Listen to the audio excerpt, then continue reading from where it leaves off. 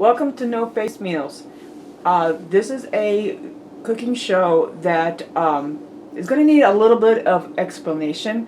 What we mean by no face meals is we don't use any kind of meat or anything that would be killed.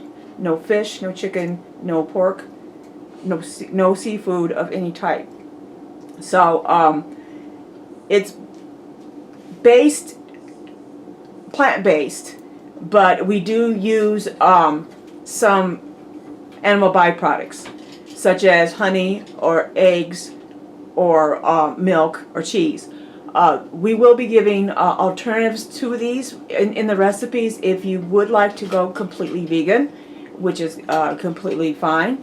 But for our recipes, we just don't believe in harming an animal, so we have developed these recipes, and that's why we call it no face meals. There are a lot of vegetarians that do eat chicken and seafood and fish. We don't. So we're going to be giving you a lot of great recipes that don't include any type of meat. So today we're going to be making a great pesto to put over some rice pasta. Okay, here are some of my herbs on my front porch that I use every day. You're looking straight ahead at mint, chocolate mint, which I make a tea out of it. Sometimes I put it in certain recipes, but I usually drink it. I dehydrate it and drink it. So I'm going to be dehydrating today, and I'm going to show you how I do that, and I'm going to show you the rest of my herbs over here. Okay, and on my front porch I have right here, I have onion chives, parsley, and I have garlic chives. So I'm going to be cutting these and bringing them in and dehydrating them.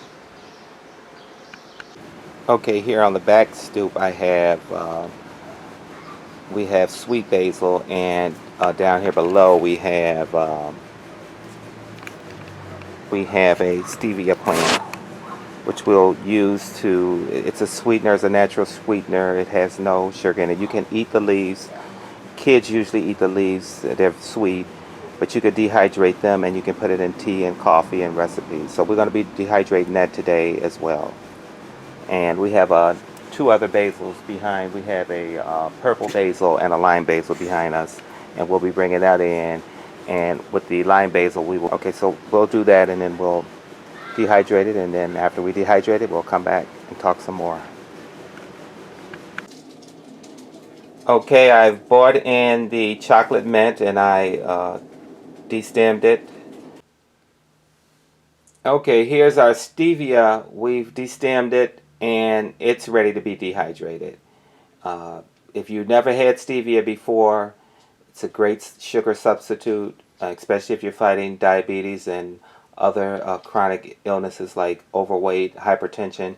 You may want to consider stevia. But this is raw stevia. The plant is very sweet, and you can use it too. We're going to dehydrate it and grind it up. And once it's dehydrated, you'll see what the finished product looks like. Okay, we're going to do basil next. Okay, on this tray I have purple basil and I have sweet basil that I destemmed, and I just have the leaves on here, and we're going to dehydrate this on that tray. Now with the lime basil, I let it go too much, so I had a lot of flowers. So when it gets a lot of flowers, you don't actually really use the flowers to make the pesto. You use the leaves get kind of really small. They're kind of small, so you use the leaves to make a pesto out of it, and then it'll come back. The plant will come back a little bit more bushier next time, and then I'll dehydrate the leaves for that basil too. But I got like the purple basil, which I've never used before, so I'm excited to see how that will taste dehydrated. It tastes pretty good fresh, and I'm using and I've used the sweet basil before. It is very good. I like to dehydrate because I make a lot of vegetable dishes. I use it in tofu, burgers, and other vegetarian dishes. And when you dehydrate it, it brings out a different type of flavor. And sometimes I do use fresh, but I'm going to be, this segment that I'm coming up with, I'm using like dehydrated stuff.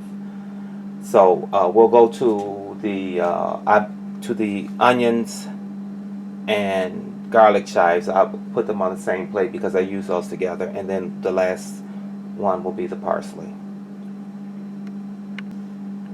Okay, this is the onion and garlic chives. I use that always together. So, but if you don't want to use those together, you can dehydrate those on a separate tray. But I usually use those always exclusively together, so it doesn't really make a difference. So it'll be an onion and garlic chive powder once it's dehydrated and blended up.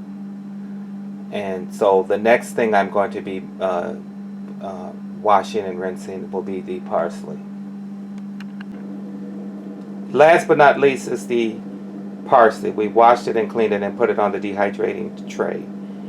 We'll come back after this is all dehydrated and show you how we're going to use it in some yummy vegetarian and vegetable based dishes.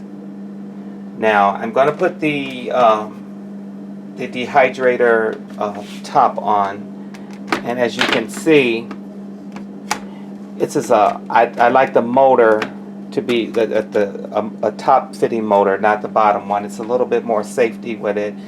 It is a little bit loud, but this is good enough for what we're using for. We're not going to be in this room, so we won't really hear it, but they have all different types of dehydrators. But if you get one with a top motor, that's better. They have some in the side, those are better too. But you have a whole lot of different price points, so you can probably find a pretty decent one at whatever price point you're looking for. But I find this to be a very good one, a very good starter one for just a small amount of dehydrating. If you're going to do a lot more dehydrating, they have some that has timers and different temperature controls. This has one temperature control, and I just usually dehydrate like lightweight stuff, nothing that's going to take more than overnight to do. So just shop around and see which one is best for you. And if you have any questions, you can always contact us about which dehydrated might be more appropriate for you, and we will try to help you to the best of our ability.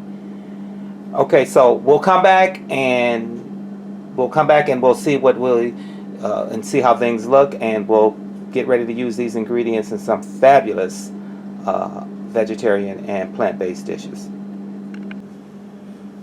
Okay, now we're done dehydrating, so we're gonna take this off. It's pretty noisy, see?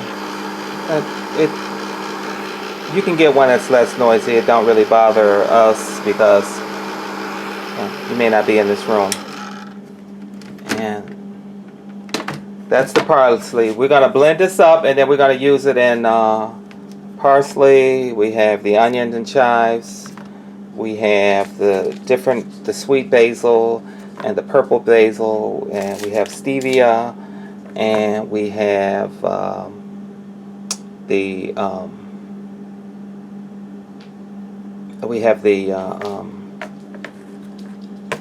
I forgot what that other one is, but we're gonna make ingredients. We're gonna make stuff out of all of those, and we'll get back with you in a few minutes and show you how we're gonna use these ingredients in some meatless vegetarian dishes. So stay tuned, and we'll be right back.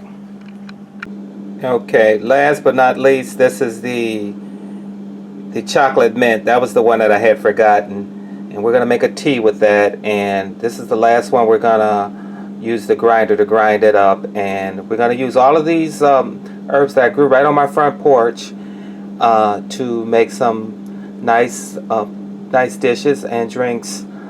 Mostly will be either vegan or vegetarian dishes. So I'm going to blend this up. I'm going to grind it up with this grinder. This is the last one. I've had 5 trays to grind up, and it takes just a few minutes, and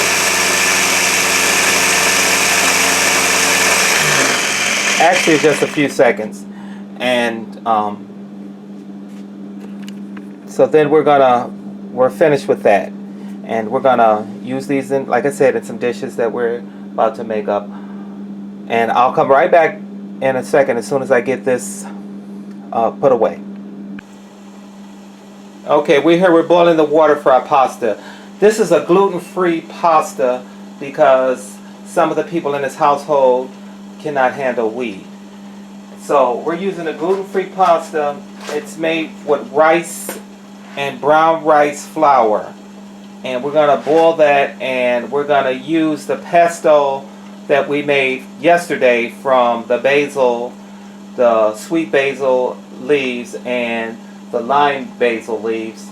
We made it into a pesto, and we put it in the refrigerator overnight. And we're going to be adding a few more herbs and that we dehydrated overnight. We're going to be putting a few more of those in there, and we're going to saute an onion and put it in there along with some Parmesan cheese in the pesto. But first, let's get this spaghetti on in the water. So we're going to use the whole box. This is gluten-free. It's pretty. It's not that expensive, but it's a little bit more than the other pasta. You can use whatever pasta you have on hand. If you don't have a gluten or a wheat problem, you can just use whatever pasta you want. But this is for because we can't have the wheat and all of the gluten in the other products. So we're gonna let that boil, and we'll come back when that's done. Okay, here we're sauteing our onions right now. We like to use red onions, but we're going to use the dehydrated onions, chives, and the garlic chives. We're going to use that, and we're going to use a little parsley. We're going to use a little celery that we had made up from before. That is our pasta timer. The pasta is coming to an end, and we need to strain that in a minute. But before we get to that, I want to just tell you about the salt that we use. We use a Celtic salt like this. It's because it's a whole salt. It's a salt that has magnesium and potassium in it, and it helps to actually regulate the blood pressure a little bit better. You still can't have a lot of this salt, just like the table salt. It is a little thicker, and it's not free-flowing as the regular salt. The regular table salt that you see, they bleach it and they make it, it's refined, so they strip some of the minerals out of it. This salt has a few more minerals in it that helps regulate things in your body. Doctors have been recommending this since the 70s, the Celtic salt. And we also use the Himalayan salt. These are the salts that they used probably in the Bible, not the table salt that we have today. But you still have to be careful of how much salt you use. We recommend use salt to taste, but to do it, on the low end side. You don't need that much of this salt because it seems to be a little bit more saltier than the regular salt. The flavors, to me, it's more flavorful. So we use this salt, the Celtic salt, and we also use the pink Himalayan salt. The pink Himalayan salt, this particular kind that we buy, it's more free-flowing, like the regular table salt. But the Celtic salt is better for your health overall. But you don't need to use a lot. You need to use just as little as was recommended on the package and by your physician. We'll put all the recipes that we're doing today, we'll put it on the website. Everything is to taste, so however much herbs and spices you want to use to taste, that's how you go with it. It's for your own particular taste buds. So we're going to get these onions ready, and we're going to strain this pasta, and then we'll come back and we'll finish up our meal for today. Now, I just took the pesto that we let sit overnight in the refrigerator. And I just put I just sauteed a red onion. We put that in there. And we're going to put a pinch of the onion and chives that we just dehydrated, freshly dehydrated yesterday.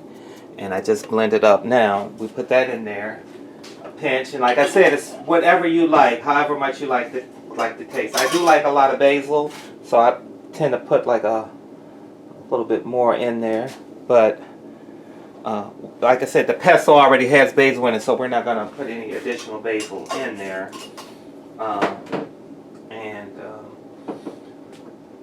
We are going to put a little bit of parsley, and we're going to put these celery flakes in there. I love celery. I'm going to have to get some. I don't have any growing in my yard, but I'm going to have to get some organic from the farmer's market, and I will dehydrate it as soon as they have some available. I've just used the last that I've had dehydrated. And I'm going to put a little bit of parsley flakes in there. So we're going to blend that up, and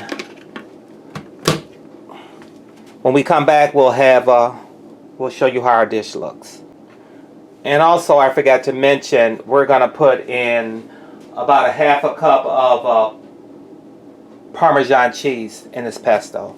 So it's going to be a very, very nice dish. Okay, fellas, this is our dish, our final dish, and this is our dinner for tonight. And we'll be back to make a tea later on this evening, and the first thing tomorrow morning we will be making tofu burgers. So until then, we'll see you later. Enjoy. We're going to be making vegetarian tofu burgers. Okay, I'm going to put the onions and the garlic, the rest of the onions in there and the garlic in the blender. I'm going to blend this up, and we're going to start our tofu process. I'll blend that up and I'll come right back to show you what the next step will be. Okay, now we've gotten our tofu drained, and we're going to put it in here, and we've gotten our onions and garlic. We have the onion and garlic blended up. We blended it up with just a little bit of oil, and we're going to mix this in here. Okay.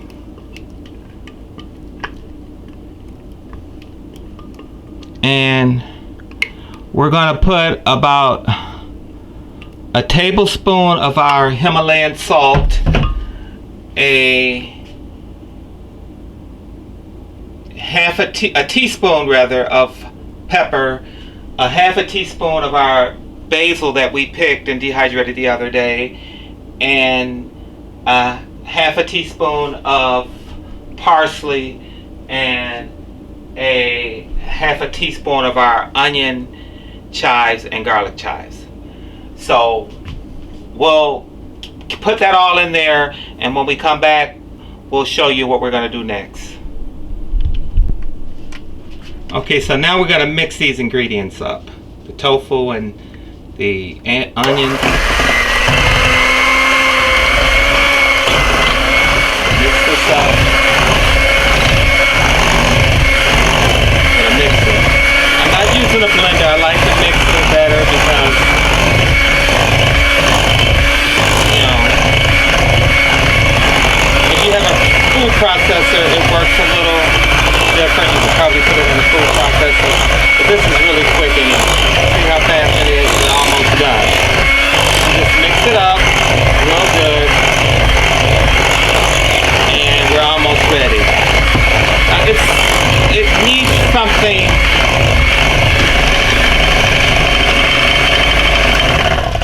It's a little loosey and just a little bit. So you can either add flour to this, any kind of flour you want, but we'll use a gluten-free flour for our personal needs and wants. You can use potato flour or potato flakes, which is mashed potatoes in a box.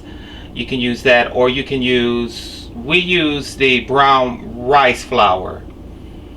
You can use that. You can also make a meatloaf out of this if you'd like. We'll do that late. We'll discuss that later.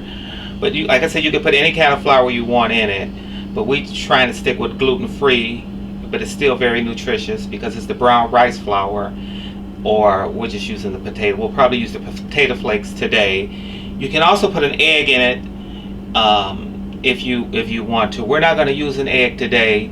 We're going to stick with basically a vegan recipe, but you can put an egg in it. You can make a meatloaf out of it. They also have egg substitutes that are meatless if you'd like to, but today we're just going to stick with, we're going to put the potato flakes in it, and then to thicken it up to make the patties out of them, and when we come back we'll show you how we do that. But we're just going to thicken it up, and then we're going to make the burgers, so stand by. Okay, I got the mixture already now. I got my burgers already. I put potato flakes in it today, and I'm gonna cut on my skillet. I put a little oil in it already. This is a electric skillet, but it's a ceramic lining, so it's BPA free. The thing about electric skillets that I want you guys to know is that I like to use about 300 to 350, no higher than that when I cook. And just take your time. Don't be, if you're in a rush, you don't make this because you don't want your skillet to burn. You don't want it to get too hot. And just take your time. It's going to take a few minutes. I think about 5 to 7 minutes on each side. So we turn the skillet on. We're going to let it get hot. I got it on 325. So every skillet is different, so you're gonna have to know the temperature of the skillet, but don't go all the way up high whatever you do, to me, on electric skillet. I think you'll burn it out. I think it's a good way of, keep spending money to buy one. But I'd like to keep my skillet in between 300 and 350. Right around 325 will work best for me. Okay, so I'm gonna start putting the burgers in here. Okay, I got one made up already. And this is a non-stick skillet, but it's, like I said, it's made with porcelain. So it's BPA free. And it's guaranteed not to stick for 2 years. If you handle it right. So we're gonna put those in there.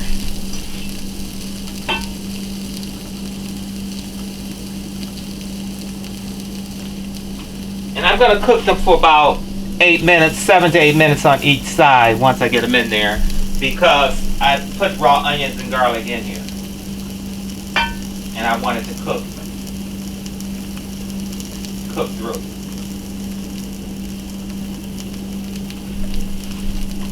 Now, I know you guys are probably saying I should have had these already made out, but that's normally how you would do it. You would make them out and then put them all in the skillet at the same time. But it's only taking a few seconds to make these out. I only need about 4 more.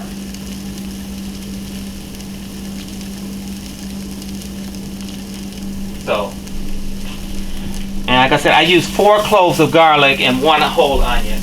You can use any size onion you want. I use the medium onion because I wanted it to have a lot of flavor. And I love red onions. And I did use the onion chives and the garlic chives that I had picked and dehydrated earlier in the week. So this is another way to make a nutritious meal out of tofu. A lot of people don't know how to cook the tofu, and this is a magnificent burger. I recently made a burger for one of my meat eating friends, and it was made with the Italian sausage that you get from the store, but it's meatless, a meatless Italian sausage. It's very good. It has very low sodium and very little fat, but it has a lot of protein in it. And to my surprise, this meat eater really enjoyed it, and now he wants to taste one of the tofu burgers. So when we come back, we're gonna put this on 7 minutes, and then we're gonna flip them over. So we'll come back in about 15 minutes and show you what the final burgers look like. So stand by. Okay, it's time to take the burgers out. They're done. I'm gonna cut it off, and voila, they're done. Now we're gonna plate these. I have a plate right here with some homemade potatoes. I'll show you how to make those on our next episode. And I got like cream cheese and a piece of sliced cheddar cheese, and I have mayonnaise and another slice, a half of the cheese on the other side of a half a tortilla. And when we come back, when we come back later, well, on our next episode, we'll show you how to make some other fantastic dishes. But until then, this is No Face Meals, and have a great day. See you next time. Bye-bye.